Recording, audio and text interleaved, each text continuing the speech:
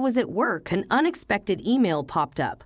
Upon hastily reaching out to him, Greg calmly began to explain, "Oh, sorry about that. I've fallen for someone else and decided to start a new life with her." Furthermore, he revealed his plan to take the luxury car recently purchased in my name with a loan. Despite my attempts to dissuade him, my husband ignored me, abruptly ended the call, and became unreachable. In the end, Greg disappeared with his mistress, leaving behind a substantial debt. As a mother to our 10-year-old son, I never envisioned such an unfair situation. I found myself at a loss, unsure of what to do, my mind going blank. At 35 years old, my name is Hannah, and my husband Greg is the same age. We were a family of 3, including our intelligent 10-year-old son Ryan.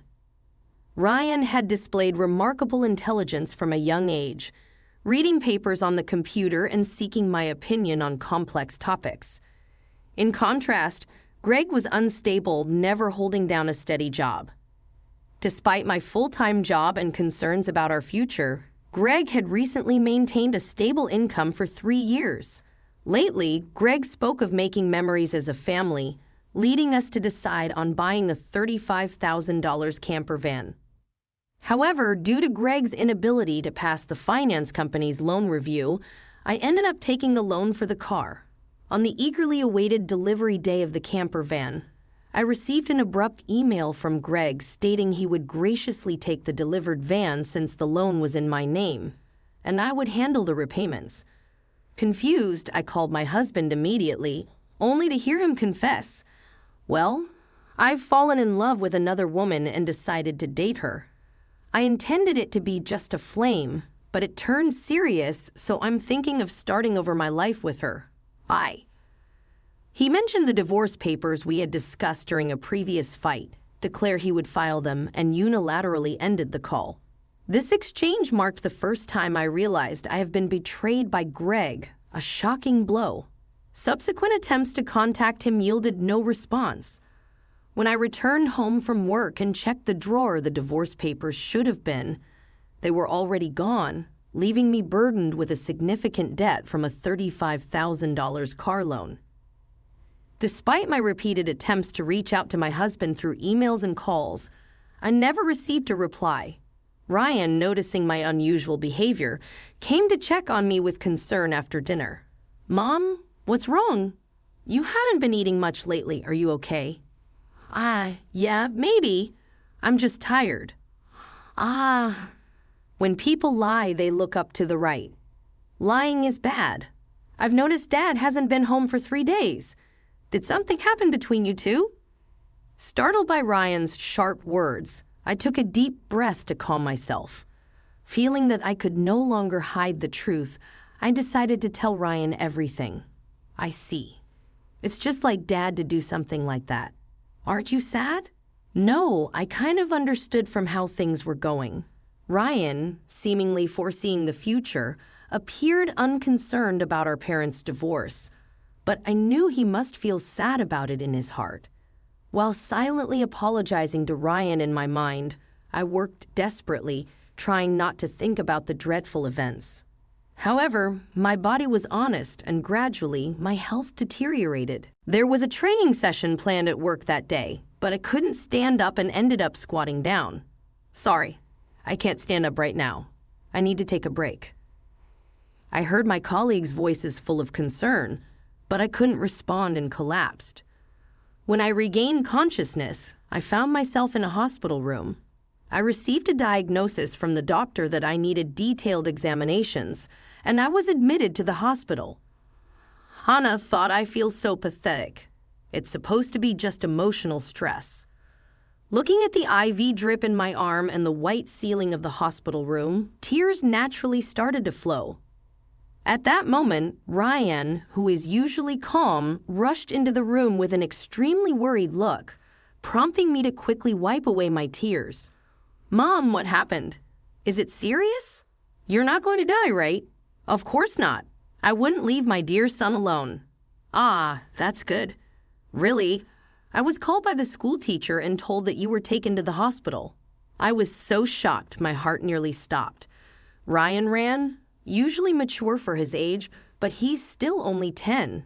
I felt a strong resolve to get better for his sake. But my condition was worse than I thought, and I was diagnosed with a serious illness. The doctor advised, you should have surgery as soon as possible. Please make a decision quickly. Following the doctor's advice, I underwent surgery, and by the time I was discharged, it had been a month since Greg had left. When I returned home and opened the mailbox, I found a demand letter for the car loan payment. Hannah thought the repayment should have been automatically deducted from my account. In panic, I checked the account balance with my cash card, and the balance, originally $20,000, was now only $33.90. Hannah thought Greg did this.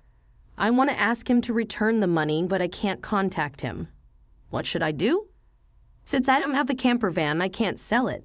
After Greg left, everything seemed to be going in a bad direction, and my mood sank deeper. Seeing me saddened by my series of misfortunes, Ryan put his hand on my forehead. You look pale. Are you feeling sick again? You don't seem to have a fever, though.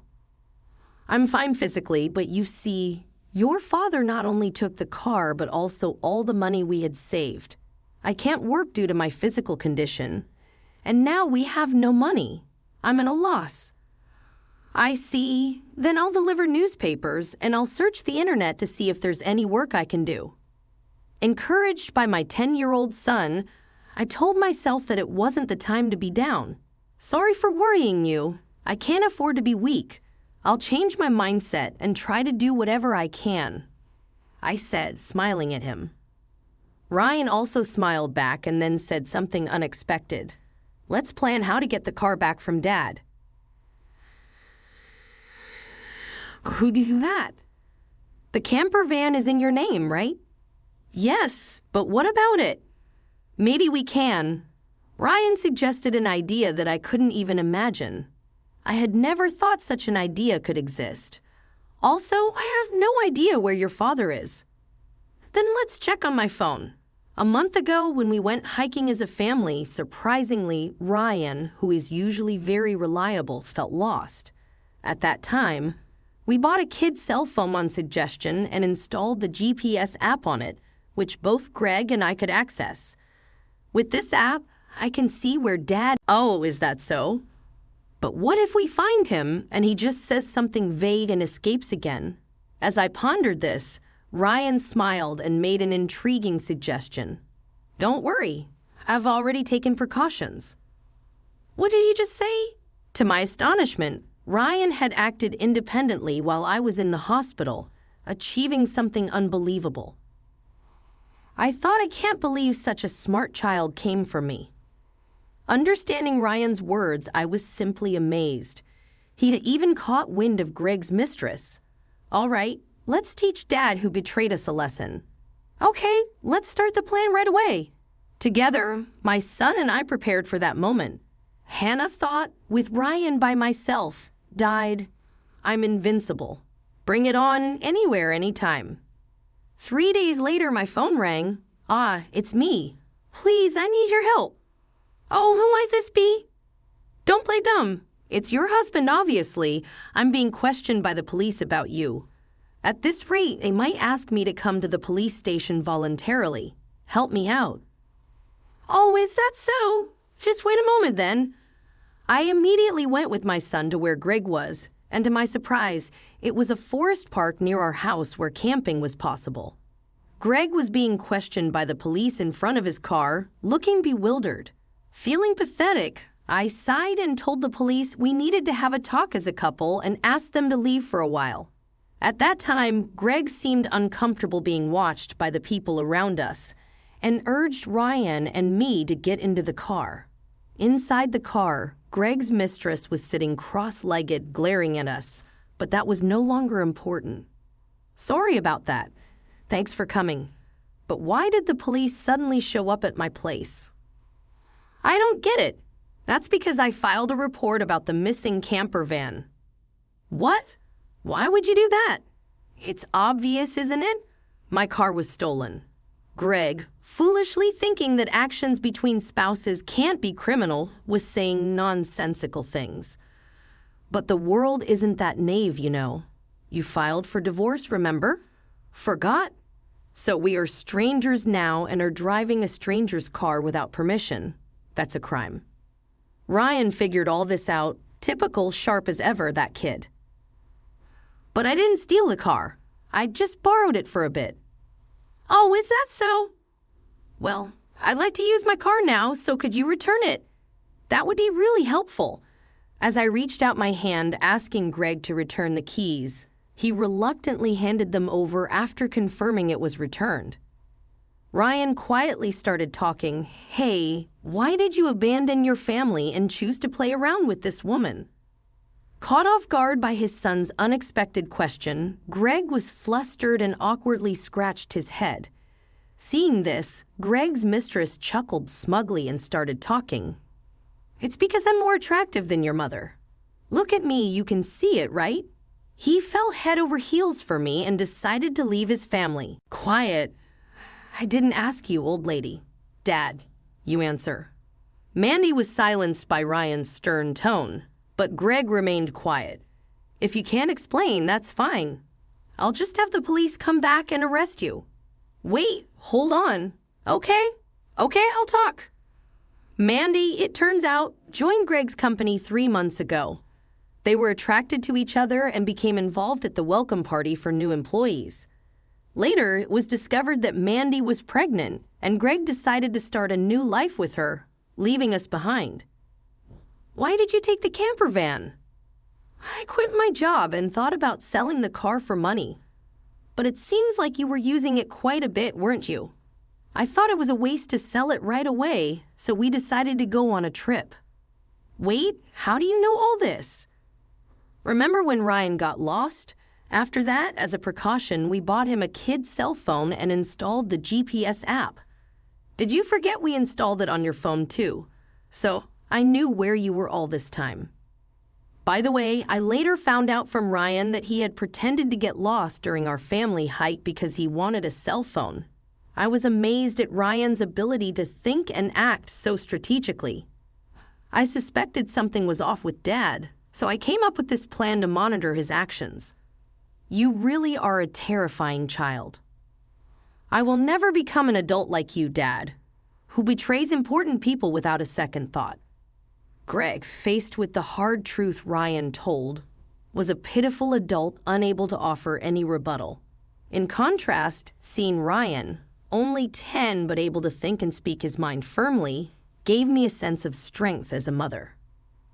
I felt I couldn't lose, especially in settling things properly. Also, return the $20,000 you withdrew from my account right now. That was our joint property as a couple. I don't have to return it. No, it's not that. The money was what I saved little by little since I was single.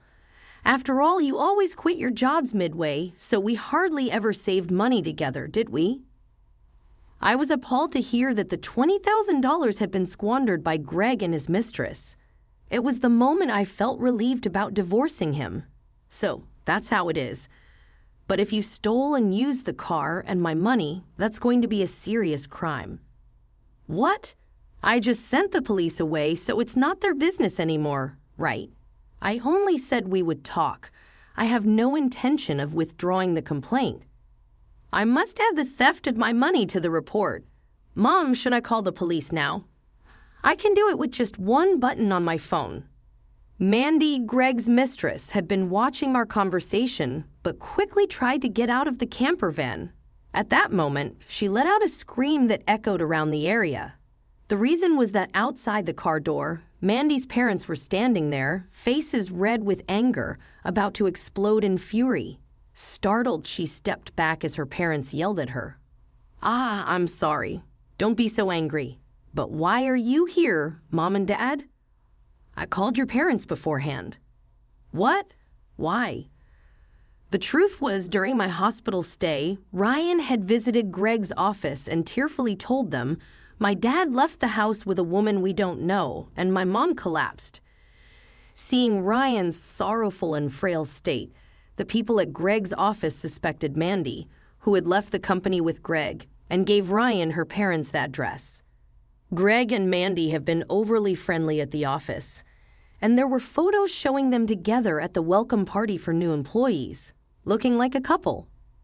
After learning from the office people that you commuted from your parents' house, Mandy's parents were standing there, faces red with anger. I went there with your photo, and your parents came out when I visited. Then I told them everything that had happened. So today I contacted Mandy's parents and asked them to wait nearby for a while. How could you do this to me? The worst? I want to hear that from you. That's my line. By the way, your stomach seems quite big. When is the baby due? In 3 months. What? Wait a minute. That doesn't add up with when you met my husband. You two met only 3 months ago. What's going on? It's not time for the baby to be born yet. Hearing this for the first time, Greg stared at Mandy, eyes wide. Wait, what does that mean? Are you stupid? Don't you get it? It takes about 9 months from conception to birth, which means the child she's carrying isn't yours. You're so foolish. What do you mean, Mandy? Have you been deceived leaving me? I almost got away with it. Can't help it now that I'm caught. You're so naive. You can't see through lies at all. Really a fool. Don't mock me. My whole life is ruined because of you. What were you thinking? Greg and Mandy started an ugly argument, but nobody intervened, letting them have it out.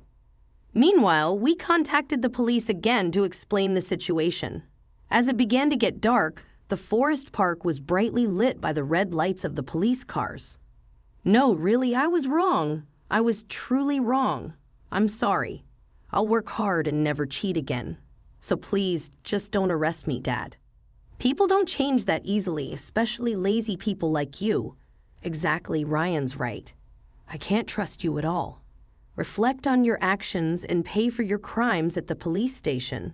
If I get arrested, I won't be able to pay back the money. Is that okay with you? I don't mind. Pay me back after you've atoned for your sins. Take your time. Don't worry. I've already found you a place to work. Let's see, there's Ryan's child support, plus the $20,000 you stole from me.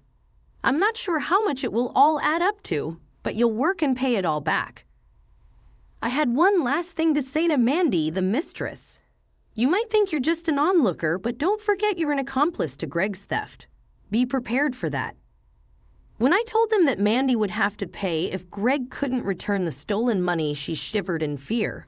Mandy asked her parents for help, but they refused, saying, "We disown a daughter who causes trouble for others." Thus, Greg and Mandy were taken away in a police car together. Thanks to Ryan's smart strategy, we were able to punish Greg and his mistress, Mandy. Though they were released from detention soon after, they faced a hefty payment to me through a lawyer. I claimed $20,000 in damages. Additionally, I made Greg agree to pay $500 a month in child support for Ryan. I introduced Greg to a subcontracting factory of the company I work for. The support and other charges I claimed from Greg would be deducted from his salary and paid into my account. I also sold the camper van and was freed from the auto loan. Since then, my health has improved remarkably, and I am now energetic, committed to my job. Ryan has been actively helping with household chores and errands. I want to keep moving forward strongly so that Ryan can pursue the path he loves without giving up.